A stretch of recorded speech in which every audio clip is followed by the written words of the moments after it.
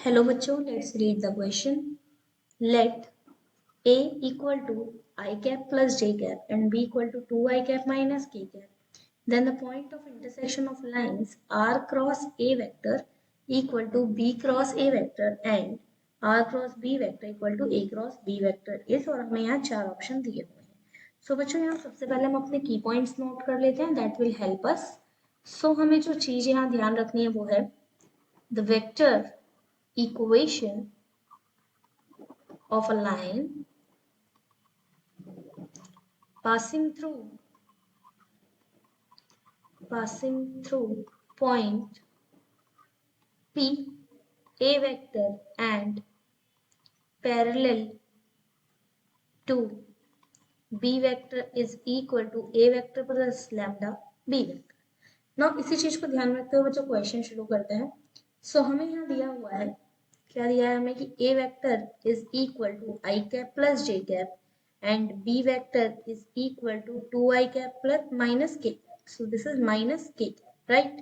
Now lines हमें दी हुई हैं. We have a lines, right? R vector cross A vector is equal to B vector cross A vector. This is the equation first.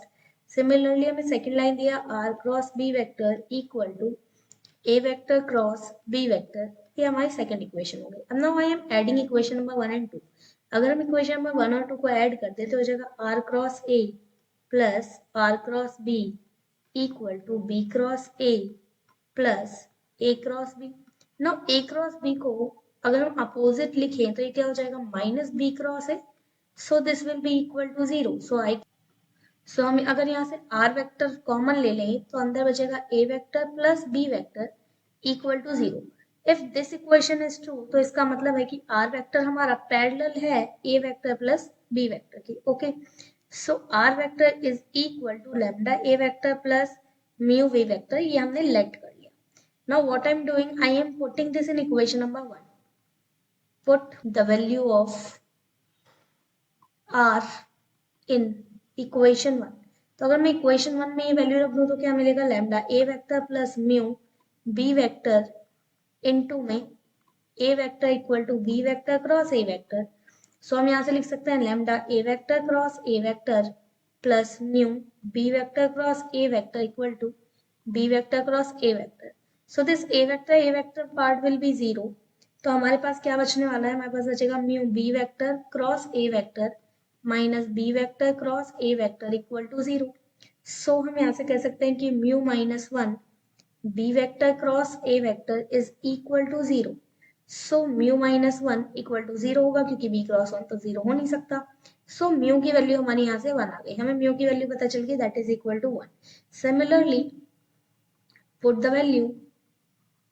the value of R in equation 2. Now I am putting this value in equation 2. तो अगर मैं equation 2 में ये value डाल दूं तो हमारे पास क्या बनेगा देखते हैं. वो बनेगा हमारे पास lambda A vector plus mu B vector cross B vector equal to A vector cross B vector. तो हमारे पास बनता है lambda A vector cross B vector plus mu B vector cross B vector equal to A vector cross B vector. So this part will be equal to 0. तो lambda A vector cross B vector minus A vector cross B vector equal to 0. So हम यहाँ से कह सकते हैं कि lambda minus 1 A vector cross B vector equal to 0. So from here also I can say lambda equal to 1 हो जाएगा. तो lambda की वैल्यू 1 हो गई. So ये वैल्यूज हम इक्वेशन नंबर 3 में डाल दें तो R वेक्टर की वैल्यू हमारे पास आ जाएगी A vector plus B vector. और A वेक्टर हमें दिया हुआ था I cap plus J cap plus B vector दिया है 2I cap minus K cap.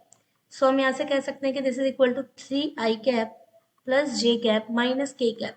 So यहाँ से हमारा पॉइंट ऑफ इंटरसेक्शन क्या हो जाएगा, point of intersection will be equal to 3, 1, -1. So 3, 1, -1 will be the correct answer. तो अगर हम ऑप्शंस में से देखें तो हमारे पास ऑप्शन नंबर 2 करेक्ट हो जाएगा, जो कि हमें कितना दिया हुआ है, वो हमें दिया हुआ है 3, 1, -1. Hope you understood it well. All the best.